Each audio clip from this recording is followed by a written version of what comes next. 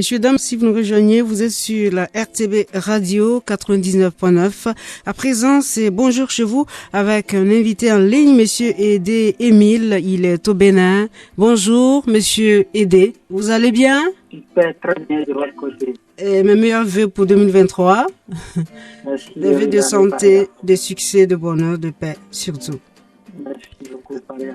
Donc voilà, présentez-vous s'il vous plaît à nos auditeurs. Alors, bonsoir, chers auditeurs. Je suis Émile Aidé. Je suis expert blockchain certifié Oui. de l'université Wollongong à Dubaï. Oui.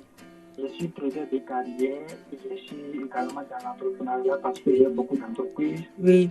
notamment au niveau du Bénin, Oui. au niveau de Dubaï surtout. Je suis à la tête d'une entreprise au niveau de Dubaï qui s'appelle New World Innovation, Oui. qui est dans les formations sur les nouvelles terminologies de la blockchain.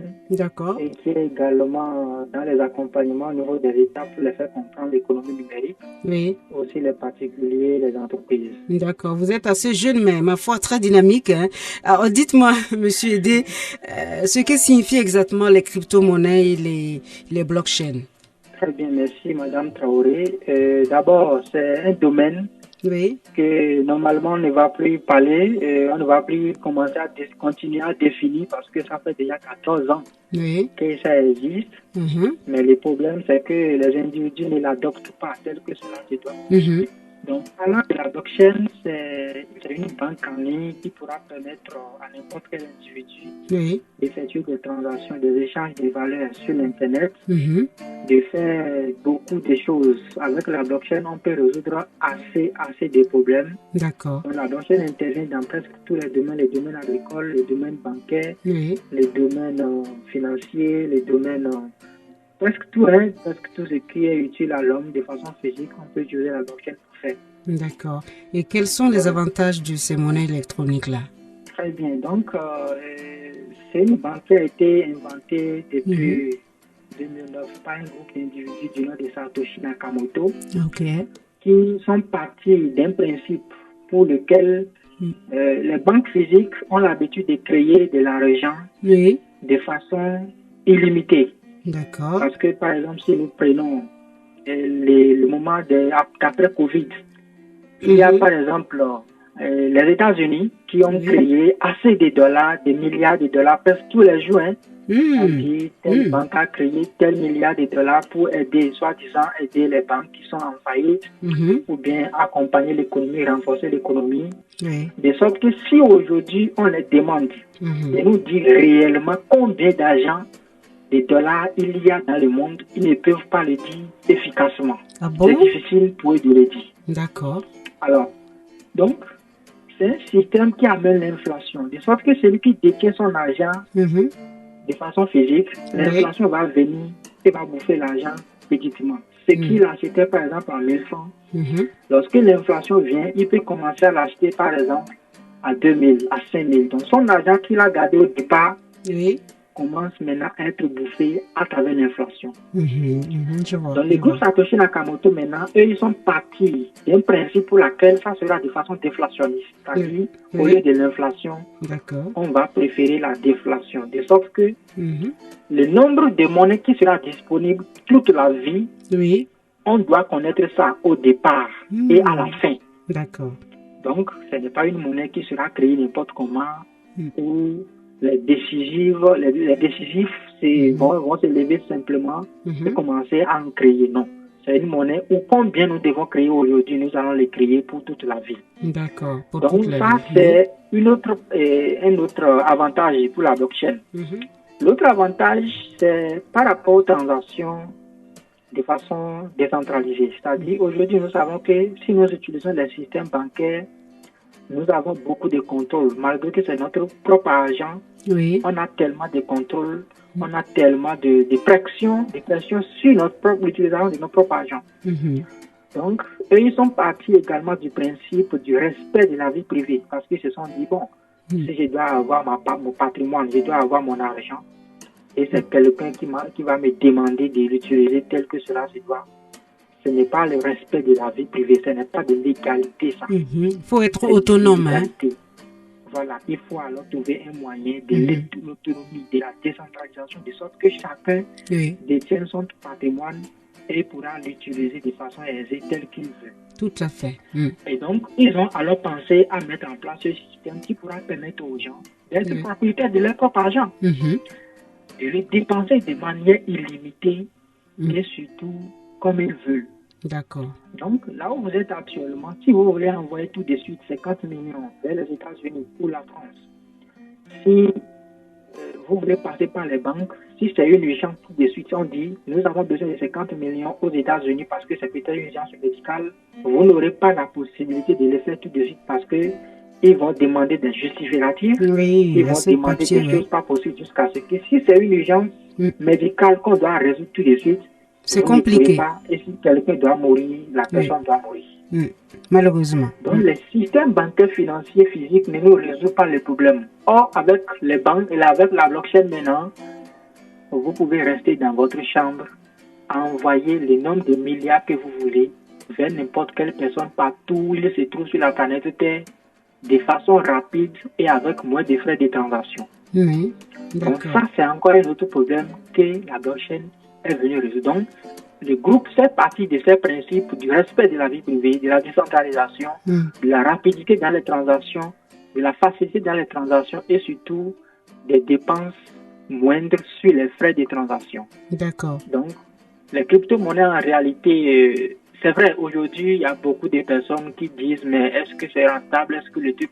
Donc, le problème qu'eux, ils sont venus résoudre, c'est ça le problème que je venais, c'est-à-dire la solution qu'ils sont venus apporter, c'est ça que je venais de développer. D'accord. Sauf que c'est un système qui a été lié à la bourse, au marché boursier, au marché financier. Parce qu'à la création du Bitcoin, le Bitcoin a été la première monnaie qui a été créée. Et à sa création, il y a une valeur qui a été accordée à ça en termes de dollars. On dit par exemple un Bitcoin est égal à 0,01 $. Ah, d'accord. Et donc, étant donné que c'est une monnaie qu'on ne va pas créer tout le temps, il faudrait que ça puisse augmenter de la valeur en fonction de la demande, c'est-à-dire en fonction de l'offre et de la demande. D'accord, je vois. Oui. Plus les gens viennent maintenant acheter les bitcoins avec les dollars ou l'euro, et ainsi de suite, plus il faut que ça prenne des valeurs pour pouvoir répondre à la demande et l'offre sur le marché. D'accord. Ce qui fait que ça a maintenant une volatilité. Et c'est ce qui amène les gens à vouloir maintenant spéculer sur la valeur des crypto-monnaies. Et donc, après les bitcoins, il y a plusieurs autres monnaies qui sont arrivées, comme l'Ethereum, ainsi de suite. Mais les bitcoins maximalistes, qui sont à dire des gens que pour eux, c'est seulement les bitcoins qui existent. Pour eux, toutes les autres monnaies qui sont venues après les bitcoins vont disparaître d'ici quelques années. Et ils disent c'est les bitcoins ou c'est les bitcoins. Donc, c'est ça surtout. Donc, les gens veulent maintenant spéculer sur la valeur du bitcoin, sur la valeur des crypto-monnaies. Et maintenant, ils prennent leur argent pour aller investir, pour attendre maintenant la montée, pour pouvoir gagner de l'argent. Or, pour le faire, c'est un marché boursier. Il faut chercher d'abord la vraie information. Il faut chercher les vraies informations. Il faut maîtriser les domaines avant de s'engager. Tout à fait.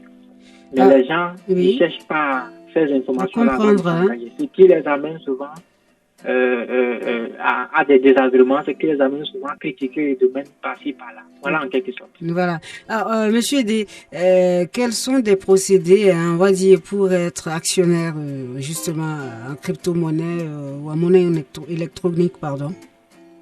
Voilà. D'abord, il faut dire que ce n'est pas un domaine où il faut être un actionnaire.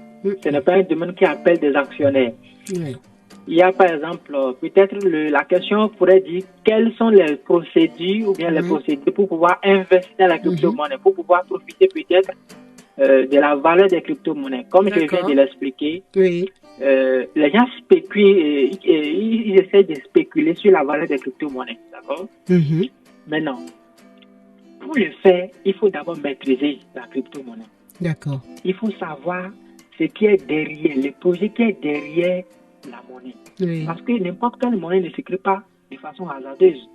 Les monnaies se créent parce qu'ils ont un projet. Le projet du Bitcoin, c'était faciliter les transactions, faire en sorte que la monnaie soit décentralisée, faire en sorte que la monnaie soit indépendante et sécurisée. D'accord.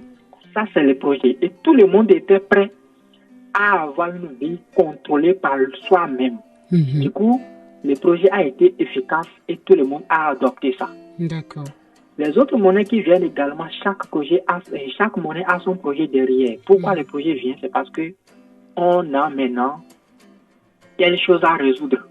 Donc, lorsque vous voulez investir, par exemple, dans une crypto-monnaie, vous devez chercher à savoir quel est le problème que le projet, c'est-à-dire la monnaie, est en train d'amener un projet à résoudre.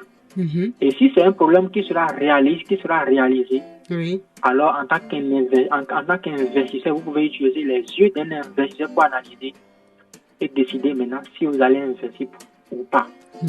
Étant donné que c'est des monnaies qui ont les valeurs volatiles, en investissant dans ces monnaies, vous avez la possibilité de perdre la totalité de votre argent ou également de gagner assez d'argent. Il y a tout ça dedans. Exactement. Ah, je vois. Et donc, il faut aller à la quête de la vraie information pour vraiment évoluer avec. D'accord. Pour éviter les arnaques, hein? Exactement, pour éviter les arnaques. En Afrique, oui, monsieur Aidé. Nous avons, oui. Allez-y, je vous écoute. Nous avons à ce jour résumé les arnaques à plus de, c'est-à-dire, ça dépasse plus de. Les arnaques sont déjà des trop dans les domaines. C'est des milliers, c'est des centaines de milliards de dollars. Oui, donc il faut vraiment faire très attention quand vous n'avez pas la vraie information. Oui. En Afrique, quels sont les pays qui sont en avance dans ce domaine justement? Bon, je dirais que aujourd'hui, s'il faut dire en Afrique qu'un pays est en avance devant les crypto-actifs ou bien la blockchain, j'avais dit, je vais prendre par exemple l'exemple de la Centrafrique. Voilà. Oui. La Centrafrique, par exemple, ils ont décidé d'adopter le Bitcoin parce qu'ils ont compris que c'est une technologie qui est mystérieuse, une technologie qui est là pour apporter beaucoup plus à travers beaucoup de projets que nous aurons à développer parce qu'il y a d'autres aspects avantageux qui est, par exemple, vous avez un projet que vous voulez développer pendant la nuit des temps, mais vous n'avez pas de l'argent pour faire développer le projet. Vous pouvez passer par la blockchain, par exemple, et faire ce que nous appelons des levées de fonds. Levées de fonds. Pour développer votre projet. Et ça se fait comment? Et également, voilà, donc ça rentre maintenant dans le cadre des formations pointues. C'est-à-dire, l'objectif ici, c'est quoi? Vous avez votre projet que vous écrivez. Vous dites, par exemple, je vais créer un ordinateur qui va résoudre tel problème dans le domaine informatique. Et vous dites, j'ai besoin de tel montant d'argent pour pouvoir développer le projet. Mais je n'ai pas de l'argent. D'accord. Alors, vous pouvez passer maintenant par d'autres blockchains qui existent déjà, comme la blockchain d'Ethereum. Oui. Et vous émettez maintenant un token. On donne le nom de ça, un token. Voilà. Un token, oui. Et en émettant dans les tokens, vous échangez ça en la valeur en une valeur donnée. Par exemple, vous pouvez dire que mon token a une valeur de $2 par token. Ok.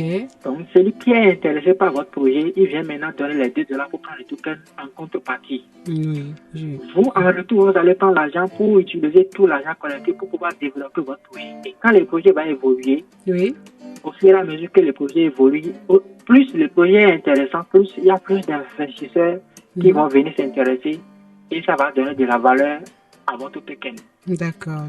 Donc, la Centrafrique, par exemple, a adopté le Bitcoin il y a quelques mois. Ils sont même allés jusqu'à lancer un projet qui est appelé le Sangocoin, eux-mêmes pour pouvoir rapidement développer les villes et autres. Donc, il y a la Centrafrique qui est en avance. Il y a également, en tout cas dans la zone CEMAC, ils ont voté des lois aujourd'hui qui favorisent en quelque sorte l'utilisation des crypto-monnaies, même si ce n'est pas tellement officiel. C'est génial ça. Au niveau des autres pays également, je pourrais dire, en tout cas, c'est un domaine qu'il faut d'abord comprendre. Et quand les gouvernants vont mettre en place les moyens et les équipes, les organes qu'il faut pour pouvoir vraiment faire comprendre les domaines, ils pourront en profiter énormément parce que moi, je dis souvent, c'est de la décentralisation. L'argent est en train de subir une conversion, une transmission, c'est-à-dire on est en train de quitter l'étape de la monnaie physique pour aller vers la monnaie digitale qui est représentée par la cryptoactif. Et donc, celui qui va comprendre ça et l'utiliser, il fera du miracle dans son pays et faire de son pays le paradis sur terre. Parce que, on le veuille ou non, le monde entier va l'adopter. On va passer les étapes de difficulté qui sont toujours des étapes nécessaires pour n'importe quelle technologie. D'accord. Et après ces étapes maintenant, on va aller en avance. Et c'est soit vous adoptez la blockchain, soit vous ne l'adoptez pas et ça vous grille. Mais il y aura tellement de combats d'abord. Donc les gens vont chercher pour vraiment décourager ceux qui sont dans les domaines. Les gens vont chercher, même les gouvernants, les politiques, ils vont chercher par tous les moyens pour que ceux qui se lancent puissent être découragés. Mais eux-mêmes, ils vont savoir que c'est une technologie qu'on ne peut pas combattre. Et au final, tout le monde va l'adopter, que ce soit ceux qui découragent ou ceux qu'on décourage. Et nous tous, nous allons vivre le jeu ou rien. Ou rien. Alors, monsieur Edé, qu'est-ce que la blockchain peut apporter à l'économie mondiale au cours de cette année 2023? Rapidement, s'il vous plaît. Très bien. Pour les comptes de l'année 2023, je pourrais dire, on pourrait même élargir ça, comme pour dire, qu'est-ce que la blockchain peut apporter à l'économie mondiale? D'abord, il faut dire que ça va faciliter les échanges, le développement du commerce. D'accord. Parce que si j'ai un partenaire en Chine et tout de suite, je veux peut-être commander des marchandises et je dois débloquer 10 milliards de dollars et à travers mon téléphone, je reste dans ma chambre pour lui envoyer 10 milliards de dollars, ça me facilite les transactions. Les produits viennent dans mon pays, je vends les produits dans mon pays. Ça avantage rien que l'économie de mon pays. Ça fait circuler l'argent dans mon économie, dans mon pays. D'accord. Donc, ça va permettre cette évolution et cet apport. En dehors de ça, ça va résoudre les problèmes que nous avons, les difficultés que nous avons. Si nous prenons par exemple le domaine de la santé. Comme vous l'avez dit tout à l'heure, oui. Allez-y. Voilà, la blockchain peut intervenir dans le domaine de la santé. On peut utiliser la blockchain pour pouvoir émettre par exemple des passeports.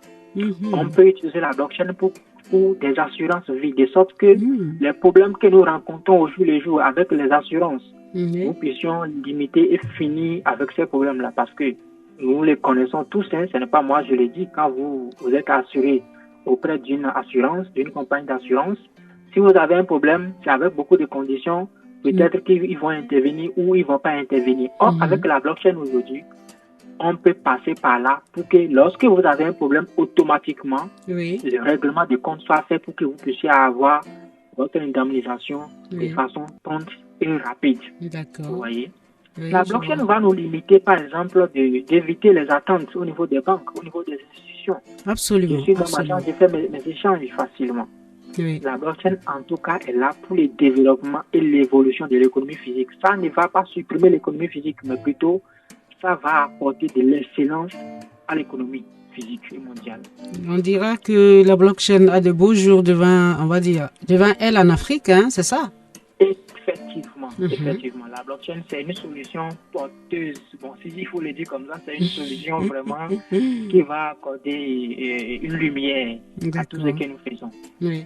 Alors, peut-être votre mot de la fin, hein, parce que on est déjà à 12h45 minutes. Allez-y pour terminer le message à la jeunesse. Simplement, le mot de fin, c'est pour dire à tous ceux qui s'intéressent à ce domaine, d'aller à la quête de l'information. Aujourd'hui, il y a beaucoup de structures qui essayent de former les gens parce que c'est un domaine, souvent les informations sont en anglais, ce qui ne permet pas de mieux comprendre. De mieux comprendre. Voilà. Et donc, il faut que quelqu'un qui s'intéresse à ce domaine, il n'a qu'à aller d'abord à la quête de la vraie information avant de se lancer. Parce que il y a Warren Buffett qui dit souvent le risque provient de ne pas savoir ce que l'on fait.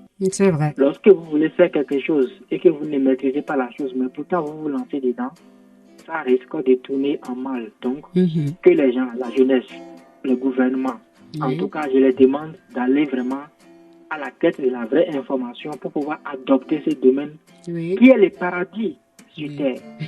J'ai l'habitude de dire à ma communauté que Dieu a libéré le monde depuis qu'il a permis l'invention de l'outil Internet et qu'il a autorisé maintenant que les génies informaticiens puissent développer une monnaie et déployer une monnaie qui sera libérale également, qui est la blockchain et les cryptoactifs. Absolument. Du coup, il faut que les gens puissent l'adopter. La blockchain, c'est la paix du cœur. La blockchain, c'est la liberté. La blockchain, c'est tout ce qui participe à l'évolution, à la croissance infinie du monde physique, de l'être humain et de tout le monde entier. D'accord.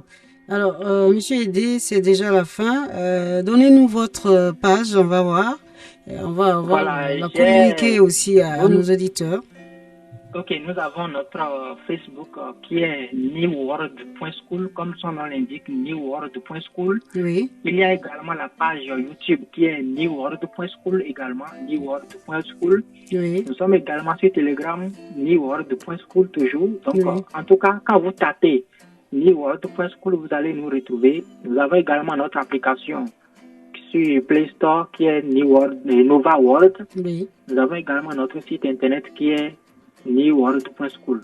D'accord. Quand vous tapez New World, en tout cas, vous allez facilement nous retrouver. D'accord. Alors, ce sera tout pour aujourd'hui. C'est sûr que dans les prochains jours, on va vous faire appel pour en parler encore parce que c'est un sujet très édifiant.